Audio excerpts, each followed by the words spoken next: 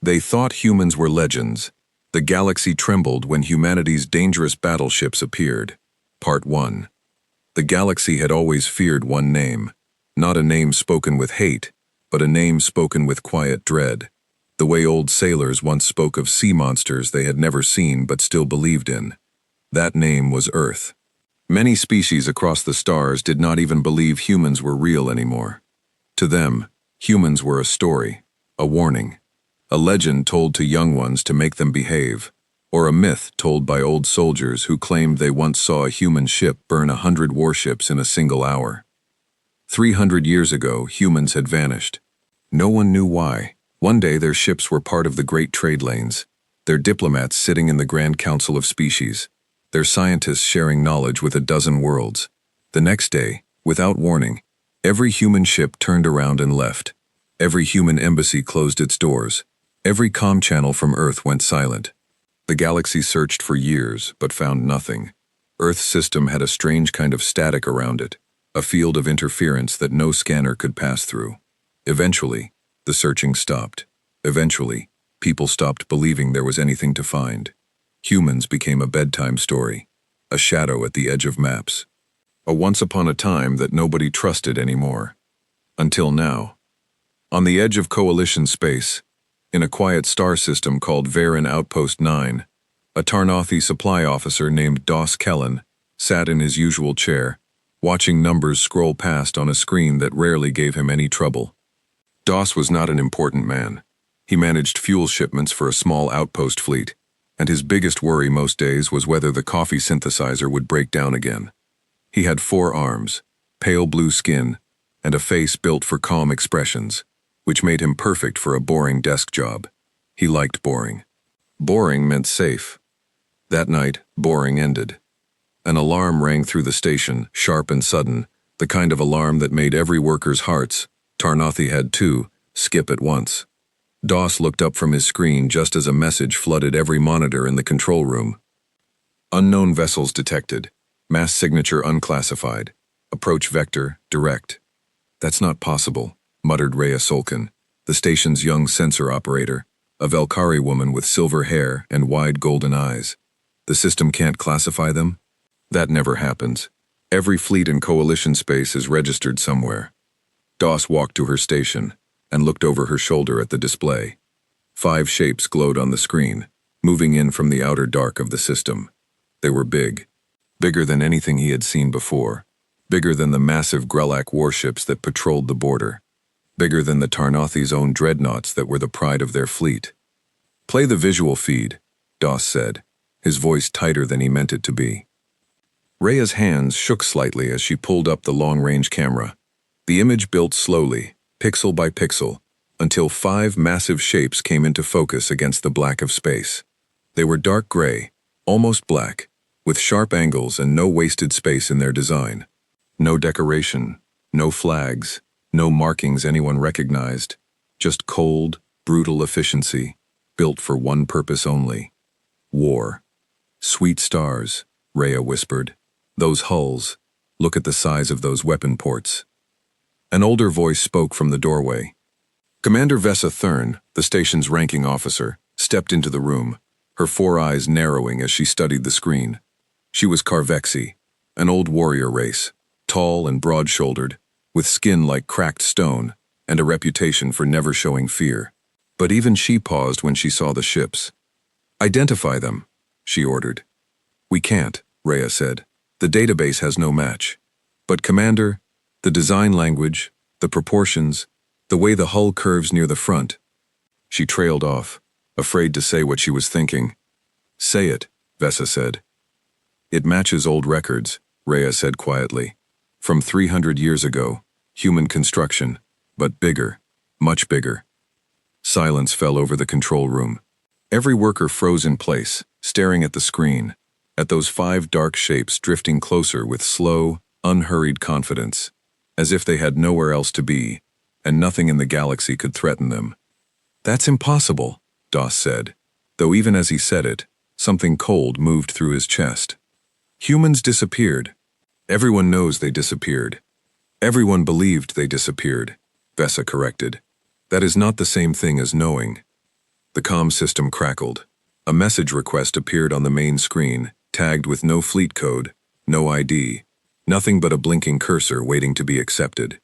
Vesa stared at it for a long moment. Every instinct in her old soldier's body told her to activate the outpost's defense grid immediately, to call for backup, to run. But something else, something older than instinct, told her this message was not a threat. Not yet. She accepted the call. The screen flickered, then showed a face. A human face.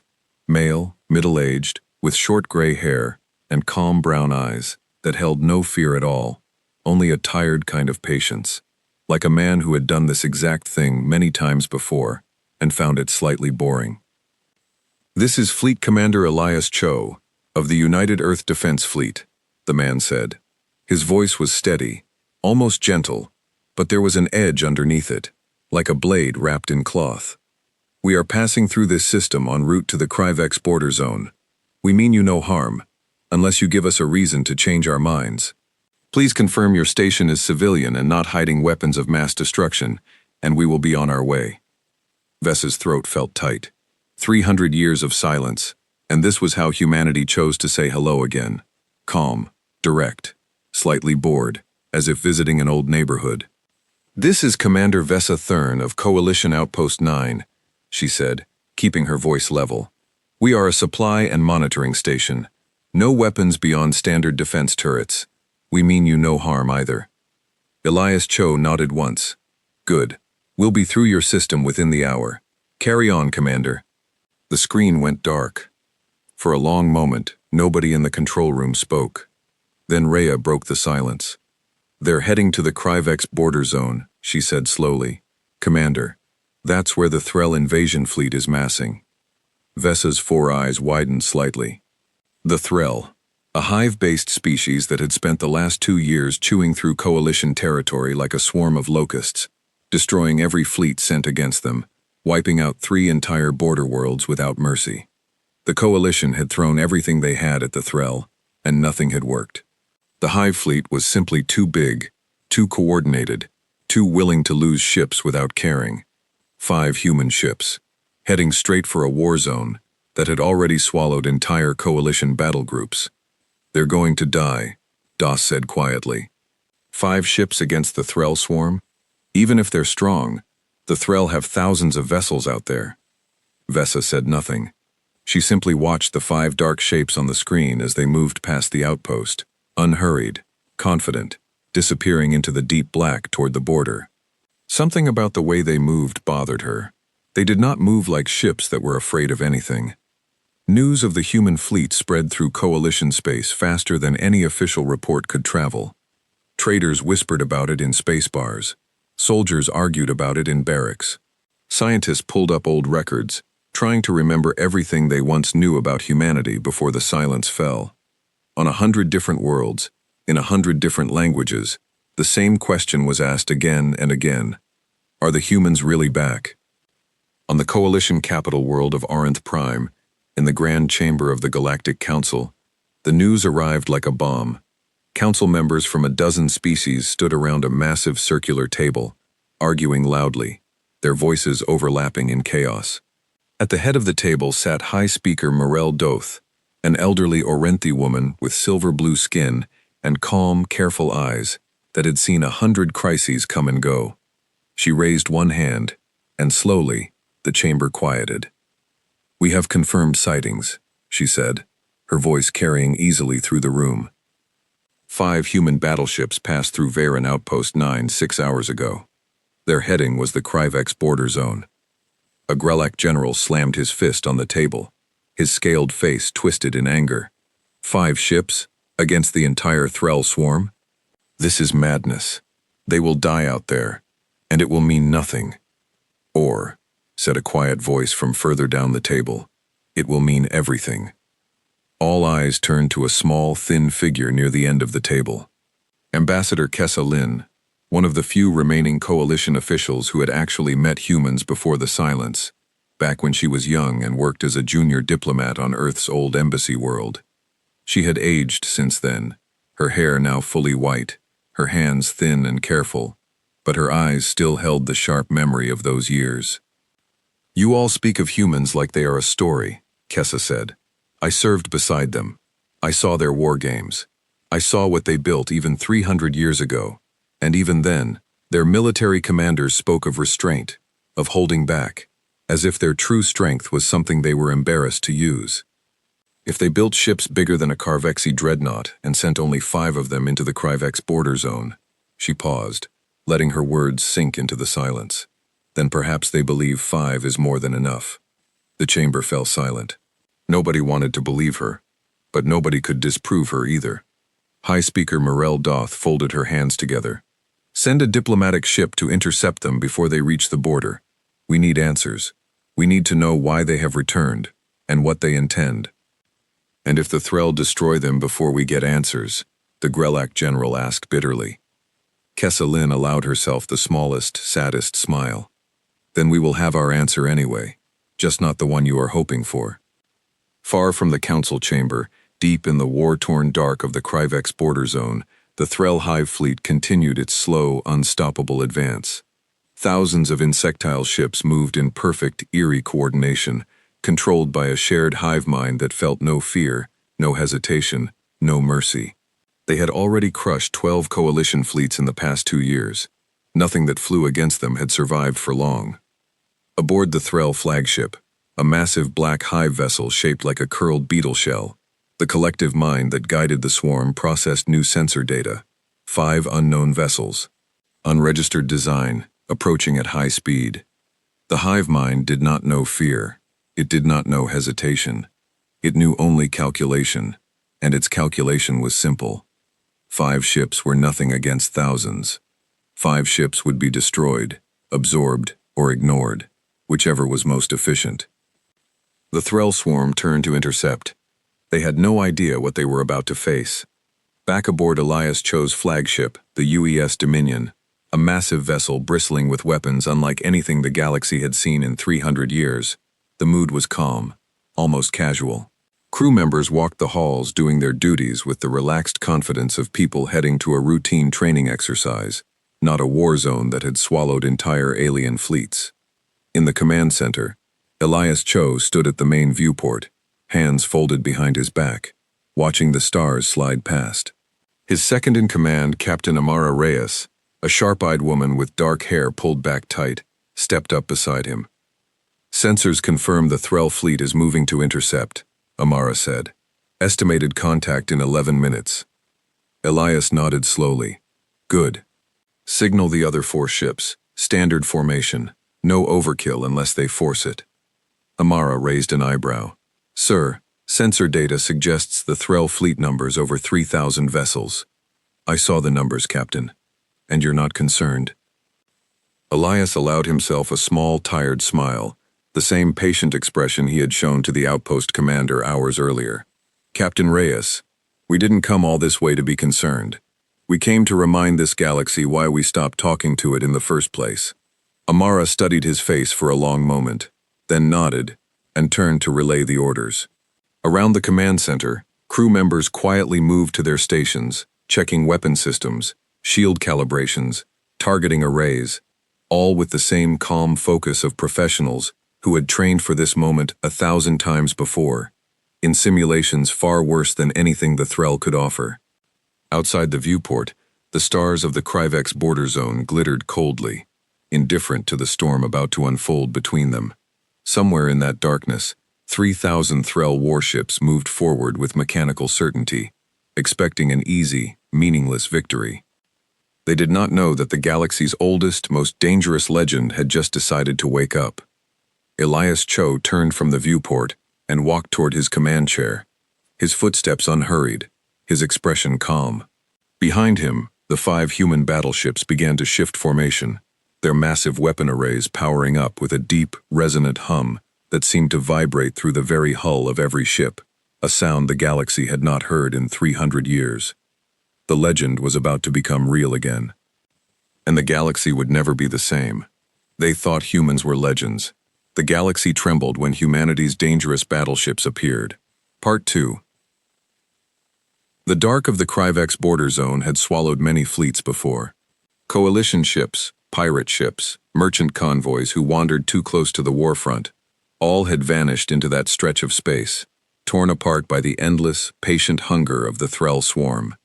Now 5 human battleships moved through that same dark, engines glowing a soft blue-white against the black, closing the distance toward 3,000 enemy vessels with no hesitation in their course. Aboard the UES Dominion, the command center was quiet, except for the low hum of machines and the steady voices of officers calling out readings. Captain Amara Reyes stood at the tactical display, watching red dots multiply across the screen as the Threll fleet came into full sensor range. Thousands of them, clustered in tight formations, moving with the same eerie, perfect coordination that had crushed every coalition fleet sent against them. "Contact in 3 minutes," she said.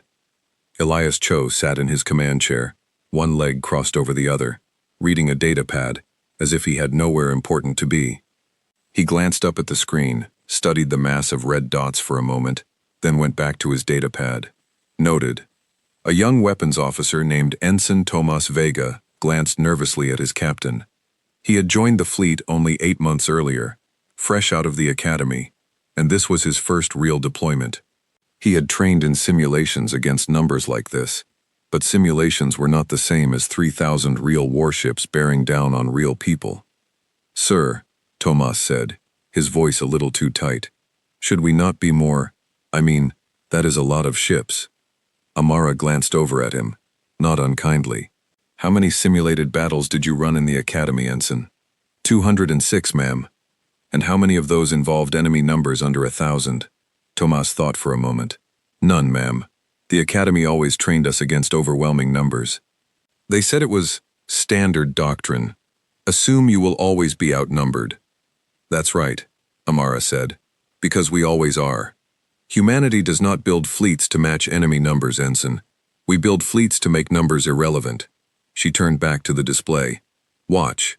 You'll understand soon enough." The Threll hive mind, spread across 3,000 vessels, processed the approaching human ships with cold, mechanical logic. 5 targets. Insignificant compared to its own numbers. The calculation was simple, the kind of calculation that had proven true against every other fleet the swarm had faced. Overwhelm with numbers, absorb the wreckage, move on to the next target.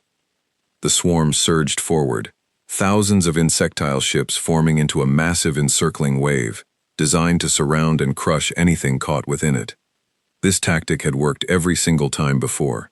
There was no reason to expect it would fail now. "Formation Delta," Elias said calmly, setting down his data pad. "Bring shields to full, weapons free." "Formation Delta confirmed," Amara replied, relaying the order through the fleet channel. Aboard the other 4 human ships, crews moved with the same calm precision, no panic, no wasted motion. Simply 400 years of accumulated military doctrine, executing itself with quiet, terrible efficiency. The 5 human ships spread into a loose diamond formation, the Dominion at the center, the other 4 vessels positioned at each point. As the Threll swarm closed the final distance, its encircling wave beginning to wrap around the human formation like a closing fist, something began to happen that the hive mind's calculations had not accounted for. The human ships did not scatter. They did not flee. They did not even slow down. They opened fire. The weapons that fired from the human battleships were unlike anything the Threll swarm, or the Coalition, or any species in known space had encountered in 300 years. Beams of concentrated energy, so bright, they turned the black of space into something closer to daylight, tore through the front lines of the Threll fleet in an instant. Where Coalition weapons might disable a single enemy ship with a lucky, well-placed shot, the human beams simply erased entire clusters of Threll vessels, cutting through hull, shields, and crew alike, as if they were made of paper. Aboard the Dominion, Ensign Tomas Vega stared at his display in stunned silence, as the tactical screen showed dozens, then hundreds of red dots blinking out of existence within the first 30 seconds of combat. "Sir," he said, his voice barely a whisper, We just destroyed 400 enemy vessels." "Keep counting, Ensign," Amara said, her tone almost bored. "We're just getting started." The Threll hive mind, for the first time in the 2-year war, experienced something it had never processed before. Its calculations were failing. The expected outcome, based on every prior engagement, showed the human fleet should already be overwhelmed, its ships crippled or destroyed by the sheer weight of numbers surrounding them. Instead, the human formation held steady, its weapons cutting a widening path of destruction through the swarm, with mechanical, unhurried precision. The hive mind adjusted its tactics. More ships surged forward, attempting to close the distance and overwhelm the human shields through sheer volume of fire. Thousands of smaller Threll weapons opened fire on the human formation, a storm of energy blasts that would have shredded any coalition fleet in seconds. The human shields did not even flicker. "Shield integrity at 98%, reported the Dominion's shield officer, a calm-voiced woman named Lieutenant Priya Nair. "Enemy fire is negligible, sir."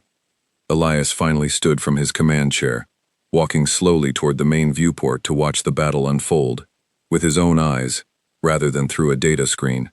Outside, the void of space was lit up with explosions, the wreckage of hundreds of Threll ships tumbling and burning in the dark, while the 5 human vessels moved through the chaos like predators, calmly working their way through a herd, untouched, unbothered, methodical.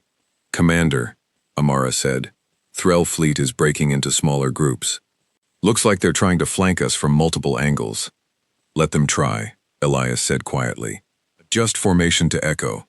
Concentrate fire on their command clusters. I want the hive mind's local processing nodes destroyed first.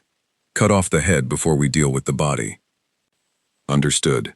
The formation shifted smoothly, the 4 support ships spreading wider, while the Dominion pushed forward, its main weapon batteries locking onto the largest Threll vessels, the beetle shell command ships that served as processing hubs for the hive mind's local coordination. One by one, these massive vessels were targeted and destroyed, their death sending ripples of confusion through the surrounding swarm as coordination began to falter. Without central processing nodes to guide them, thousands of smaller Threll vessels began moving erratically, some continuing to charge forward on outdated commands, others drifting in confusion, their attacks becoming scattered and disorganized.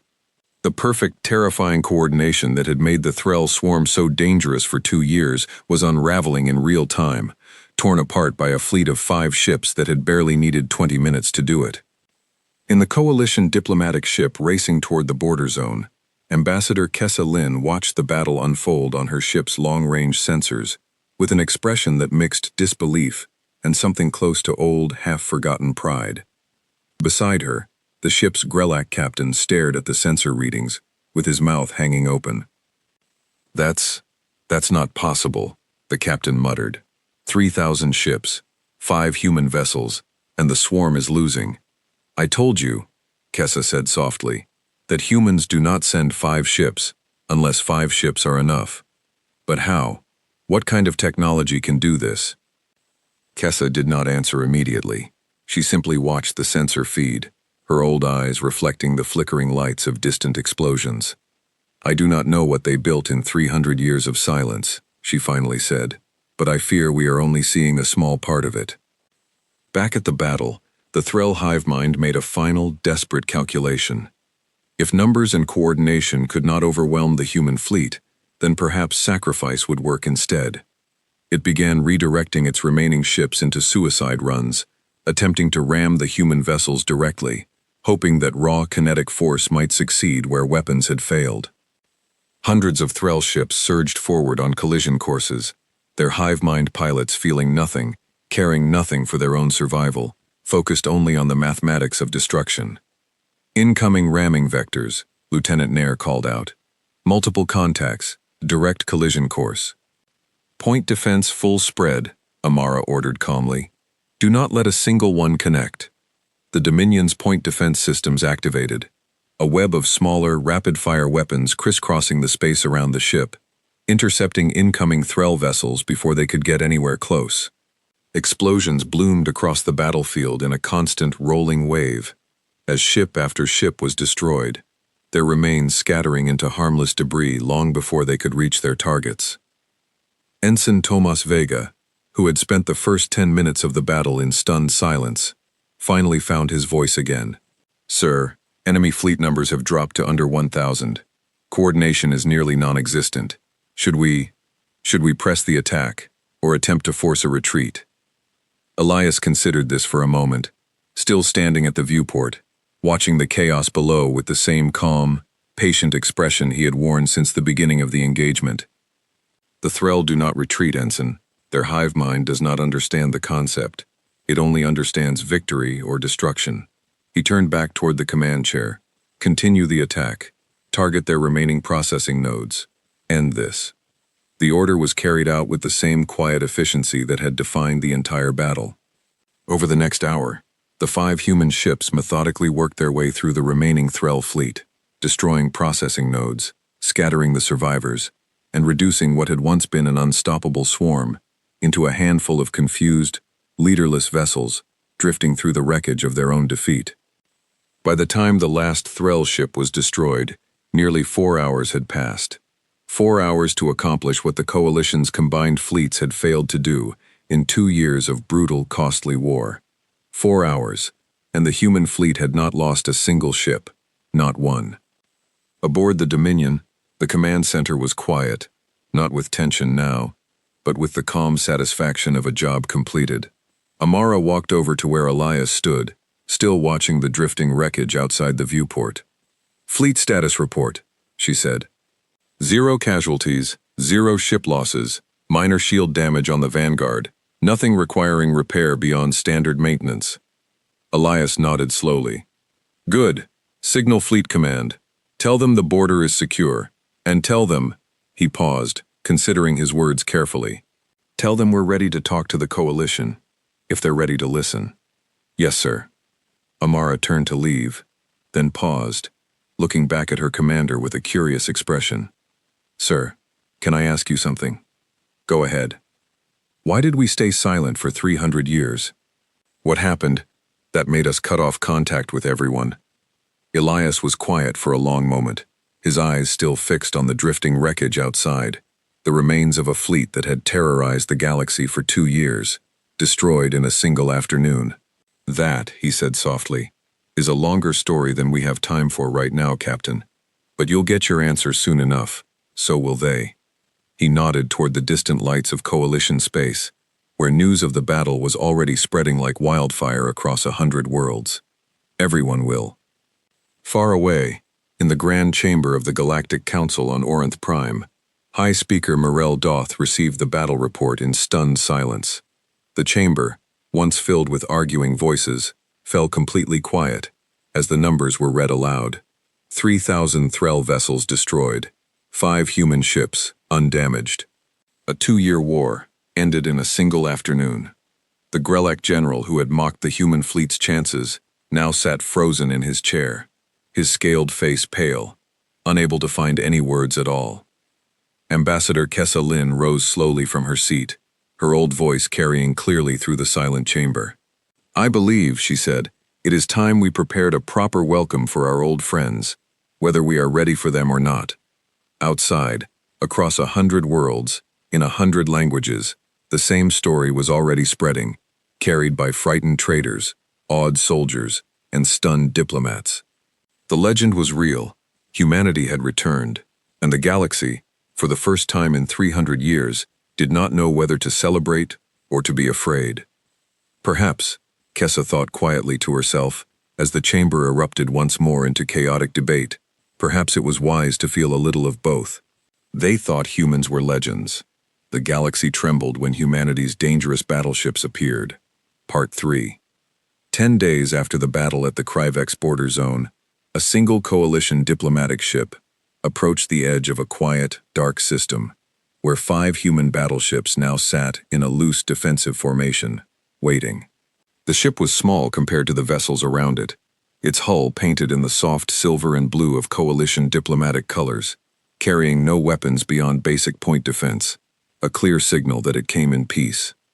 Aboard that ship, Ambassador Kessa Lin stood at the viewport, watching the massive dark shapes of the human fleet grow larger as her ship approached. Beside her stood a younger aide, a nervous Orenthi man named Petrick Sol, who had never left Coalition space before, and had certainly never expected his first diplomatic mission to involve meeting a species most people considered a myth. "Ambassador," Petrick said quietly, "are you nervous?" Kessa smiled faintly, her old eyes still fixed on the approaching ships. "I met humans once, a long time ago, when I was younger than you are now. They were complicated, kind in their own way. But there was always something underneath, something careful, something they never fully showed us." She paused. "I am not nervous, Petrick. I am curious. There is a difference." The diplomatic ship received clearance to dock aboard the Dominion, and within the hour, Kessa Lin found herself walking through the wide, clean corridors of the human flagship, escorted by two quiet, watchful soldiers who said very little but missed nothing. The ship's interior was simple, functional, without the decoration or grandeur she might have expected from a species capable of such devastating military power. Everything about it felt deliberate, efficient, nothing wasted.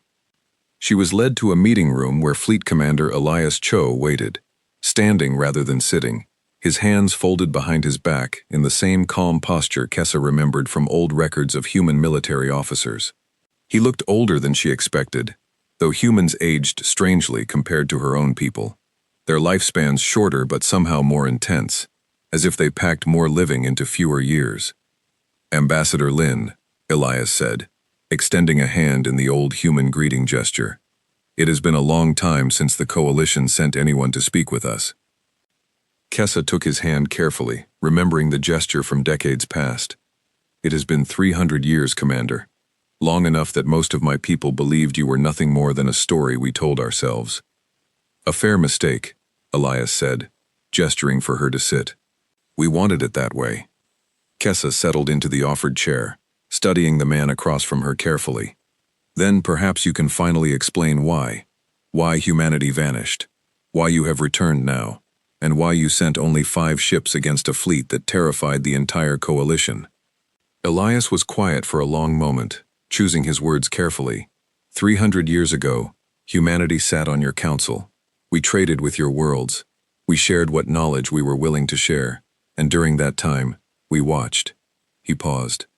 "We watched species after species rise and fall through war, through conquest, through the same old patterns repeating themselves across 100 different worlds, and we began to notice something troubling about ourselves." "What was that?" "We were changing to fit into your galaxy," Elias said. "Every year we stayed connected to your council. Every year we participated in your politics and your conflicts. We became a little more like everyone else. A little more willing to compromise on things we once considered important. A little more willing to look away from problems that did not directly threaten us." He met her eyes steadily. "Humanity has always had 2 sides, Ambassador. A side that builds, that creates, that reaches out with open hands, and a side that fights, that survives, that does whatever is necessary when threatened. 300 years ago, we were afraid the second side was fading, being replaced by something softer, something more comfortable, something that would not be able to protect the first side when it mattered most." Kessa listened carefully, her diplomatic training keeping her expression neutral, even as her mind raced through the implications of what he was saying. "So you left. You cut off contact with everyone. Why?" "Because we needed to remember who we were, without anyone else's influence," Elias said simply. "We needed 300 years to rebuild ourselves, to remind ourselves what we were capable of, both the good and the dangerous. We needed to prepare for a galaxy we knew would eventually need us again, whether it wanted to admit it or not." "Prepare how?" Elias gestured slightly toward the window, where the shapes of the 4 other human battleships were visible, drifting silently in formation. "We spent 300 years building, learning, training, generation after generation of soldiers and scientists and engineers, all working toward one purpose. We did not know exactly what threat would eventually rise, what danger would eventually require our attention, but we knew something would, eventually. The galaxy is not a peaceful place, Ambassador. You know this better than most." Kessa thought of the Threll swarm, of the 2 years of devastating war, of the 12 coalition fleets, destroyed before 5 human ships ended it in a single afternoon. "The Threll," she said quietly. "You knew about them before you arrived. We had been watching the coalition's borders for years, Elias admitted. Quietly, carefully. We saw the Threll invasion begin. We saw your fleets fail against them, one after another. We waited, watching to see if the coalition could handle the threat on its own. He shook his head slowly. You could not, so we came. Why not come sooner? Why wait until we had already lost 12 fleets, lost 3 border worlds, lost countless lives?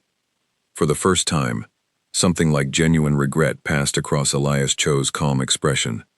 Because we needed to be certain, he said quietly. Certain that when we returned as a solution, not as another complication. Certain that our reappearance would mean something, would matter, rather than simply becoming one more voice, added to a council that argues endlessly while people die on the frontier. He paused. I will not pretend that decision was without cost, Ambassador. Good people died while we waited and watched. That weight does not leave easily. Kessa studied him for a long moment, weighing his words against the memory of the humans she had known 3 centuries ago. There was something different about this man, something harder, more focused, but underneath it, she thought she could still see traces of the same careful kindness she remembered. And now that you have returned, she said, what do you intend to do? Rejoin the council? Rebuild the old alliances? That depends on what the council intends to do, Elias replied. We did not return to conquer, Ambassador. We have no interest in ruling over other species, taking territory, or forcing anyone into subservience. But we also did not return to sit quietly at the edge of your politics, watching threats grow unchecked, because your council could not agree fast enough to act. He leaned forward slightly. The galaxy needs to understand something. Humanity is willing to be a friend, a strong and loyal one, to anyone willing to earn that friendship honestly. But we are also willing to be exactly what the legends said we were, if that is what circumstances require. We would prefer the former. We are fully capable of the latter. Kessa nodded slowly, understanding settling over her like a weight.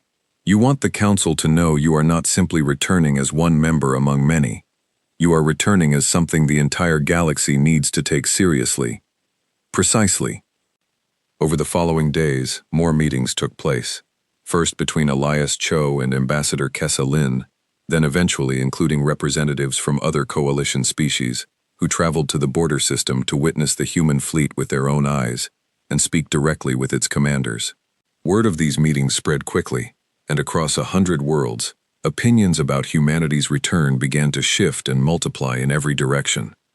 On some worlds, humans were celebrated as saviors, heroes who had ended the Threll War and might yet save the coalition from other threats, still lurking at the edges of known space. Statues were commissioned, songs were written. Children who had grown up hearing human legends as bedtime stories now grew up believing those stories might finally come true again. On other worlds, fear spread instead. Military leaders across the coalition studied the battle reports from Kryvex with growing unease, calculating and recalculating what 5 human ships had done to 3,000 Threll vessels, and wondering, with quiet dread, what an entire human fleet might be capable of if it ever turned against the coalition instead of fighting for it. Aboard the Grelak homeworld, in a private military briefing chamber deep beneath the planet's surface, General Vraxis Thorn, the same officer who had mocked the human fleet's chances before the battle, now stood before a room of senior military officials, his expression grim. We have underestimated them, Vraxis said, his scaled hands gripping the edge of a data table hard enough to leave marks. For 300 years, we treated humanity as a footnote in history, a species that vanished and stopped mattering. We were wrong. Dangerously wrong. A younger officer near the back of the room raised a cautious hand. General, does this mean we consider them an ally or a threat? Vraxis was quiet for a long moment before answering. I do not yet know, he admitted, and I do not trust anyone in this room who claims they do know. Not with the little information we currently possess. What I do know is this. We spent 2 years fighting a war we could not win, losing fleet after fleet, world after world, and it took 5 human ships less than 4 hours to end it completely. He straightened, his expression hardening. Whatever humanity truly is, friend or threat or something in between, we cannot afford to misjudge them a second time. Increase intelligence gathering, quietly, I want to know everything we can learn about their fleet capabilities, their technology, their leadership, before the Council makes any binding decisions about their return to galactic politics. Meanwhile, back aboard the Dominion, Elias Cho stood once again at the main viewport, watching the quiet dark of the border system, thinking of the long road that had led humanity back to this moment. Captain Amara Reyes joined him, as she often did during these quiet hours, the two of them sharing a comfortable silence, built from years of service together. "The Council has requested a formal meeting," Amara said eventually. "Full delegation. They want us to present our case for rejoining coalition politics directly, in front of the entire assembly." "Good," Elias said. "It's time. Are you ready for that? For all of it? The questions, the suspicion, the fear we're going to face from half the Council no matter what we say." Elias allowed himself a small, tired smile, the same expression Amara had seen 100 times before, through 100 difficult moments over the years they had served together. "Captain, humanity spent 300 years preparing for a return we knew would be complicated. Fear, suspicion, doubt, all of it was expected." He turned to face her fully. "What matters now is what we do with the opportunity in front of us. The galaxy needed help, and we provided it. Now the galaxy needs to decide what kind of relationship it wants with us going forward." He looked back out at the stars, calm and steady as always. "We will show them exactly who we are, Captain. The good and the dangerous, both together, honestly, without pretending to be anything less than what we became during those 300 years of silence." He paused, his voice softening slightly. "And then, we let them decide." Outside the viewport, the stars burned quietly in the dark, indifferent as always to the great turning point unfolding beneath them. Somewhere among those stars, a council chamber full of nervous, curious, fearful representatives waited to hear directly from the species that had disappeared into legend and returned as something far more real and far more dangerous than anyone had expected. The galaxy was about to learn exactly what kind of neighbor humanity intended to be. They thought humans were legends. The galaxy trembled when humanity's dangerous battleships appeared. Part 4. The Grand Council chamber on Orinth Prime had never been so full. Representatives from every major coalition species crowded the massive circular room, their voices creating a low, constant hum of nervous conversation that filled the air like static. Balconies above the main floor were packed with journalists, military observers, and curious officials from smaller worlds who had traveled great distances simply to witness this moment with their own eyes. Today, for the first time in 300 years, humanity would stand before the full Galactic Council.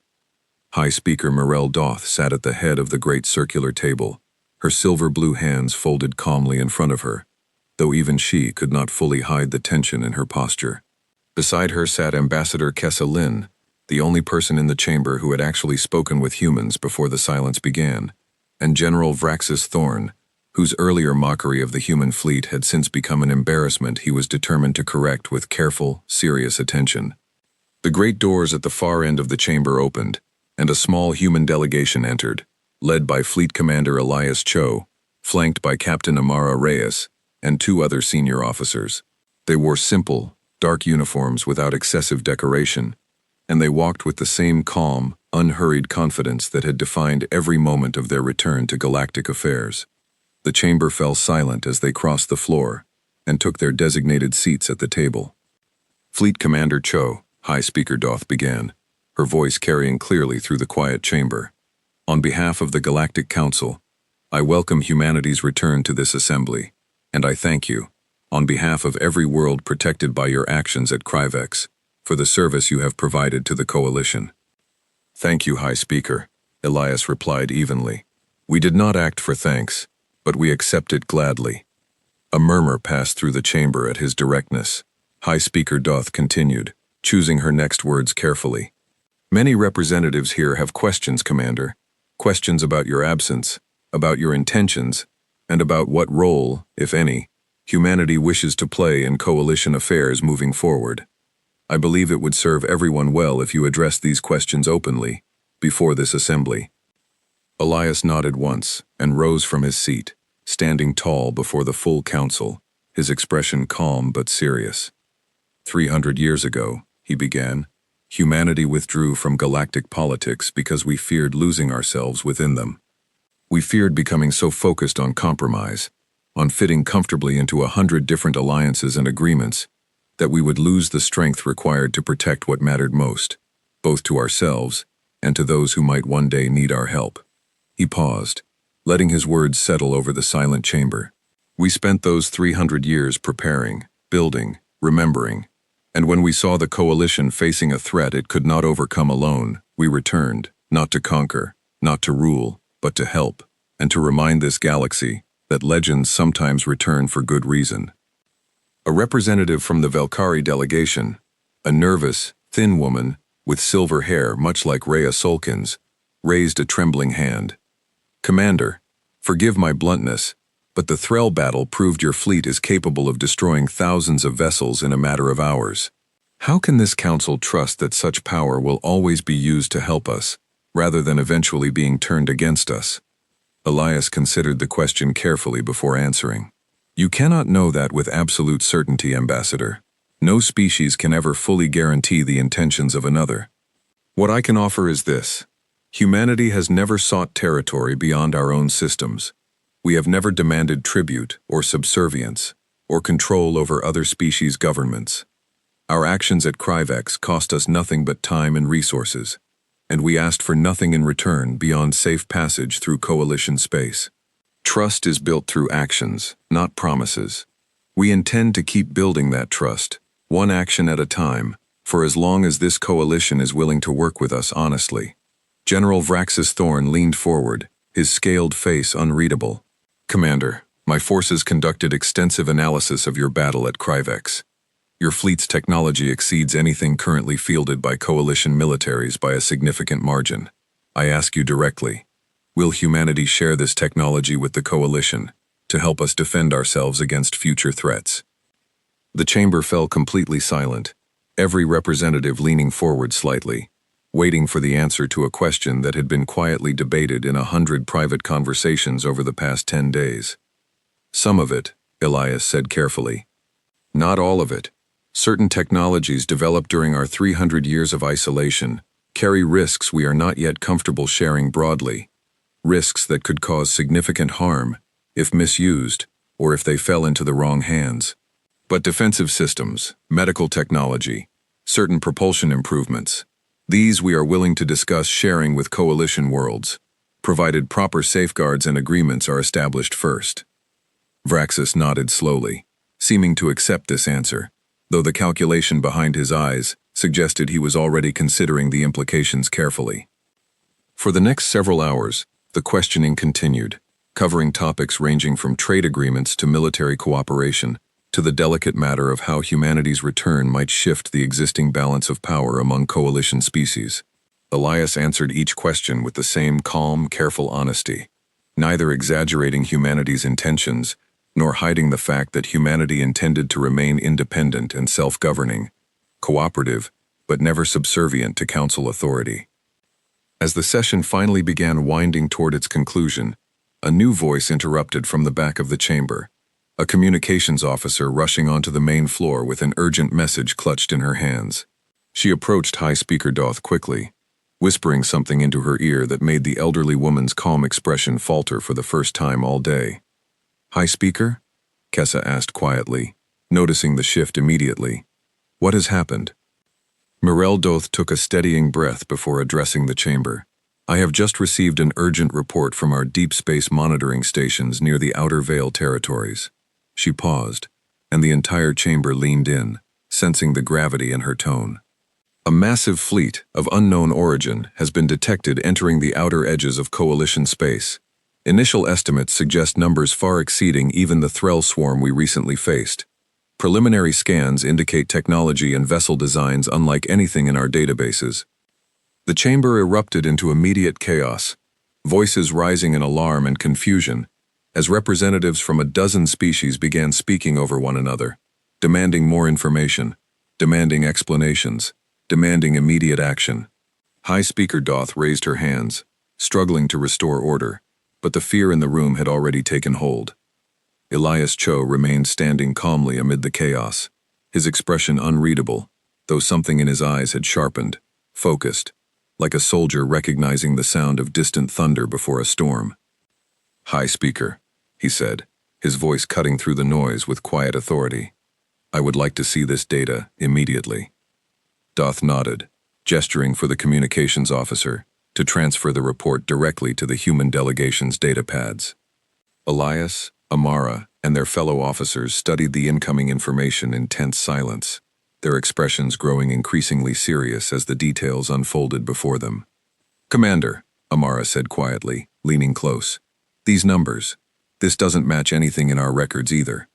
Vessel configurations, energy signatures, none of it matches known coalition threats, and it doesn't match anything from our own encounters during the Silence years." Elias studied the data for a long moment before finally looking up, addressing the full council directly. "This fleet is not moving randomly," he said. "The trajectory suggests a deliberate, calculated advance toward core coalition territory. Whatever this is, it did not stumble into your space by accident. Can your fleet handle a threat of this size, Commander?" General Vraxis asked, his earlier skepticism now replaced entirely by genuine, urgent concern. 5 ships defeated the Threll, but these numbers, if accurate, are on an entirely different scale. Elias was quiet for a moment, calculating carefully before answering with the same steady honesty he had maintained throughout the entire session. 5 ships were sufficient for the Threll, because the Threll relied on numbers without true individual sophistication, and their coordination depended entirely on centralized processing we could disrupt. This new fleet may not share those same weaknesses. I cannot promise victory with the ships currently present in this system." He paused, glancing toward Amara briefly before continuing. "However, humanity did not send only 5 ships into this galaxy, Council members.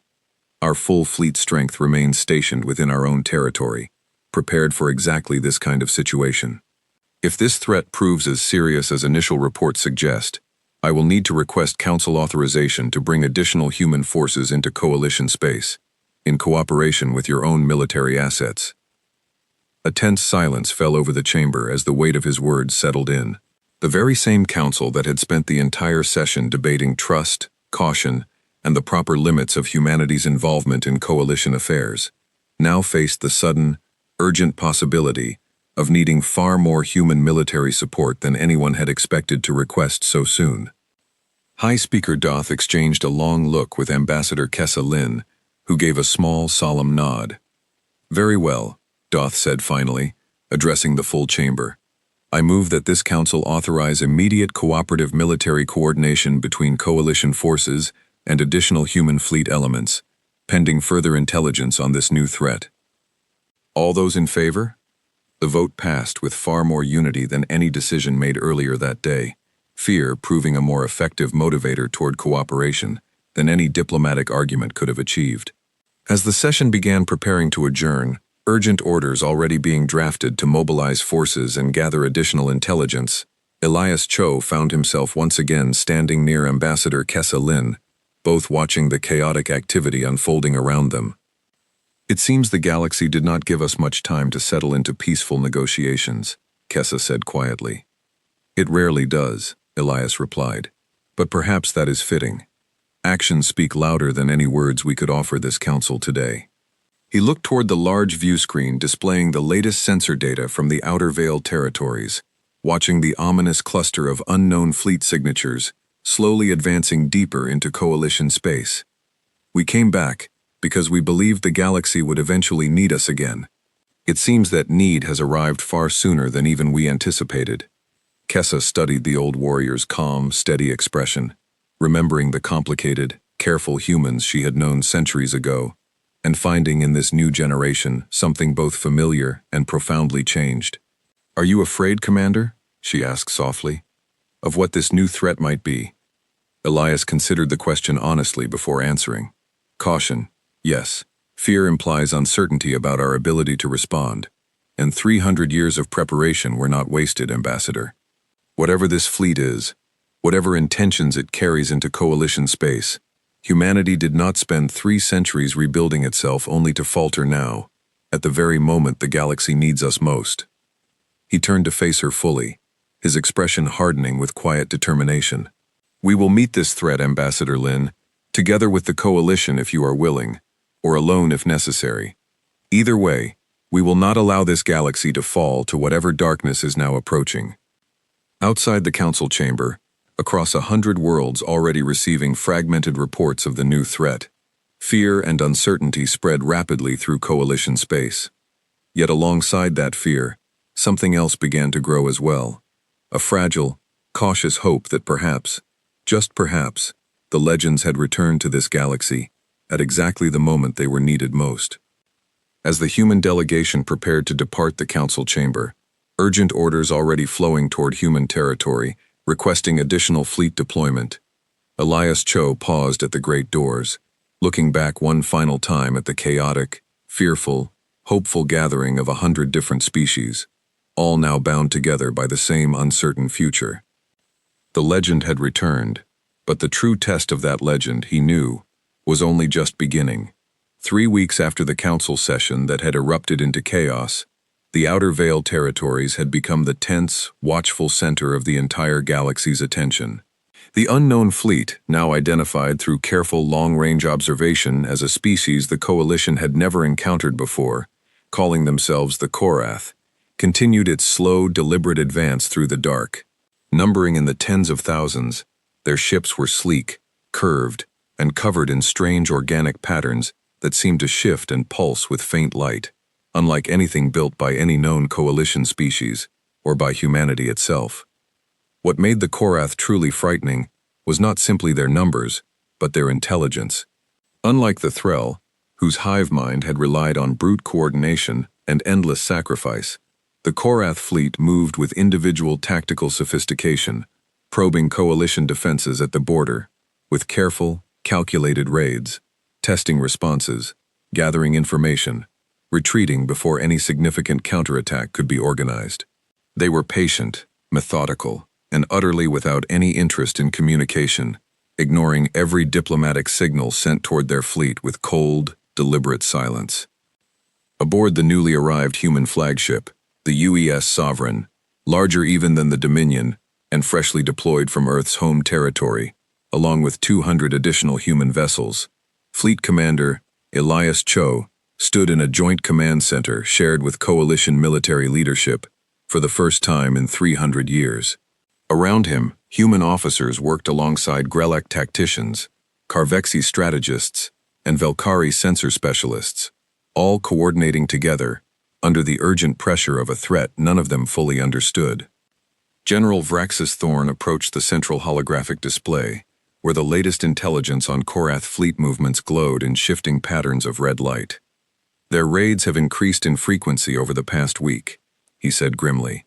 "They are testing us, Commander. Learning our response patterns, our fleet compositions, our weaknesses. They're preparing for a full invasion," Elias agreed, studying the display carefully.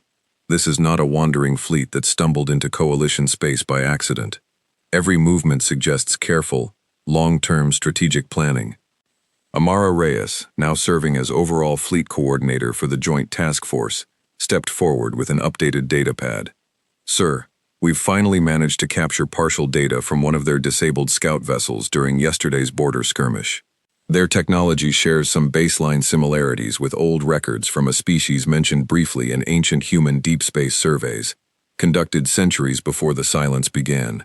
A species we labeled at the time as extremely dangerous and recommended permanent avoidance." Elias's expression sharpened with sudden focus. "Show me." Amara pulled up the old records on the main display, aged human survey data from nearly 400 years ago, describing brief, distant sensor contact with an aggressive, expansionist species operating far beyond explored space at the time. The records were sparse, filled with careful warnings and recommendations for extreme caution, but the technological signatures matched disturbingly well with the current Korath fleet. "They've been expanding for centuries," Elias said quietly, studying the old data, slowly, patiently. "And now they've finally reached coalition space." He looked up at the assembled officers, both human and coalition alike. "This is not a fleet that will be deterred through negotiation or intimidation. If our old records are accurate, The Korath conquer, absorb, or eliminate every species they encounter, without exception. There is no diplomatic solution available to us here. The chamber fell silent, the weight of this realization settling heavily over everyone present. General Vraxis finally broke the silence, his voice grave. Then we prepare for war, Commander. A war unlike anything either of our peoples have faced before. Over the following days, the combined human and coalition fleet worked around the clock, coordinating strategy, integrating command structures, and preparing defensive positions along the most likely Korath invasion routes. It was during this tense period of preparation that Ensign Tomas Vega, now a slightly more experienced officer after the Kryvex battle, found himself working directly alongside a young Grelak tactical officer named Kes Varn, the two of them tasked with analyzing possible Korath attack patterns together. "Your fleet's confidence is impressive," Kes said one evening, as the two officers reviewed simulation data together in a quiet corner of the Sovereign's tactical center. "Even facing a threat like this, your people do not seem afraid." Tomas considered this for a moment, before answering honestly. "We're afraid," he admitted. "I think anyone would be, facing numbers like this. But fear doesn't have to mean panic.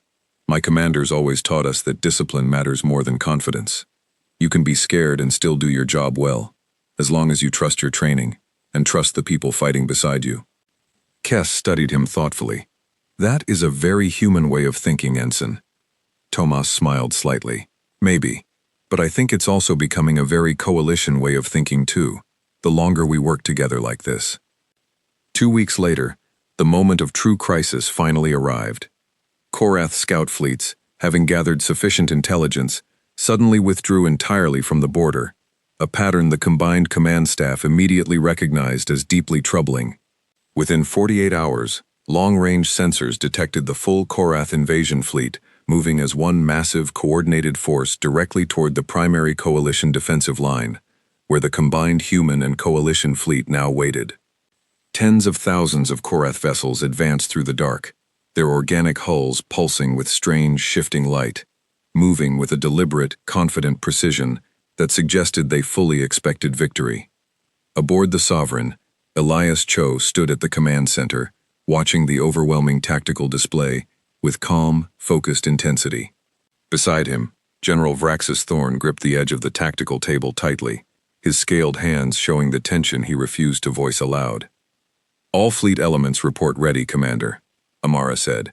"Human and coalition forces fully integrated according to the joint battle plan." Elias nodded slowly. "Then let's give them a welcome they won't forget." He turned to address the full command staff, both human and coalition, gathered around him. "Listen carefully. This will not be like Kryvex. The Korath are intelligent, adaptable, and they will not make the same mistakes the Threll made. We will need every ounce of coordination, every bit of trust we've built over these past weeks, to survive what's coming." He paused, meeting the eyes of officers from a dozen different species, all standing together, united by necessity, and, increasingly, by genuine respect. "Today, we do not fight as separate fleets defending separate interests. Today, we fight as one force, defending one galaxy, move to attack positions." The battle that followed would later be remembered across 100 worlds as the Battle of the Veil, one of the largest and most desperate engagements in galactic history. Tens of thousands of Korath vessels clashed against the combined might of human and coalition forces. The void of space lit up with an endless storm of weapons fire, explosions, and the shifting, pulsing light of dying Korath ships. Unlike the Threll, the Korath fleet adapted quickly to human tactics, spreading their forces to avoid the concentrated fire that had proven so devastating at Kryvex, using their individual tactical sophistication to probe for weaknesses in the joint fleet's coordination. For the first several hours, the battle remained brutally even, both sides suffering serious losses as the fighting spread across the entire border region. Aboard the Sovereign, Elias watched the shifting battle with grim focus, calling out adjustments to the joint command staff as Korath forces attempted repeatedly to break through weak points in the combined fleet's formation. Grelak forces shift to Coalition Sector 7, reinforce the Karvexi Dreadnought Group before they're overwhelmed. "Understood, Commander," Vraxis replied, relaying the order immediately.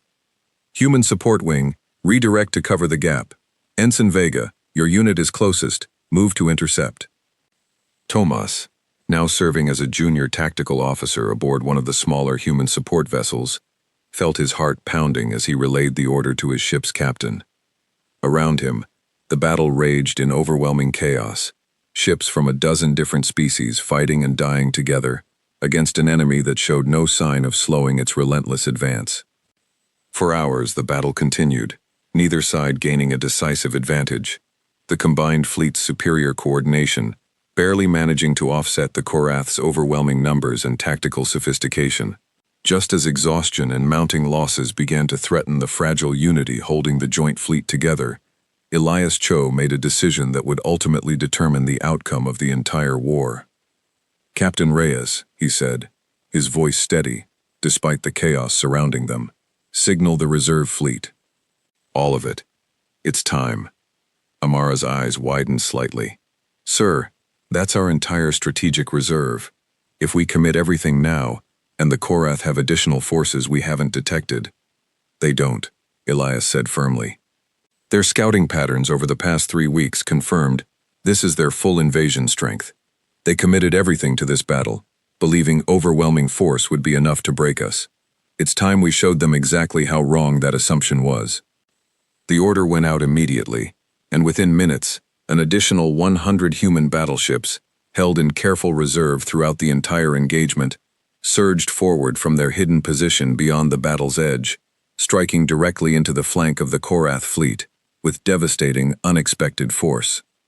The sudden reinforcement broke the fragile balance of the battle entirely. Caught between the exhausted but still coordinated combined fleet and the fresh, overwhelming force of the human reserve, Korath coordination began to crumble under the sheer intensity of the renewed assault. Ship after ship was destroyed, their strange, pulsing hulls going dark permanently as the tide of battle turned decisively in the defenders' favor. Within another 3 hours, what remained of the Korath invasion fleet, reduced to barely a tenth of its original strength, finally broke formation entirely and began a chaotic, desperate retreat back toward the outer veil, pursued relentlessly by combined human and coalition forces, determined to ensure the threat would not simply regroup and return. When the battle finally ended, the cost had been significant on both sides. Dozens of coalition ships lost, along with several human vessels, the first casualties humanity had suffered since returning to galactic affairs.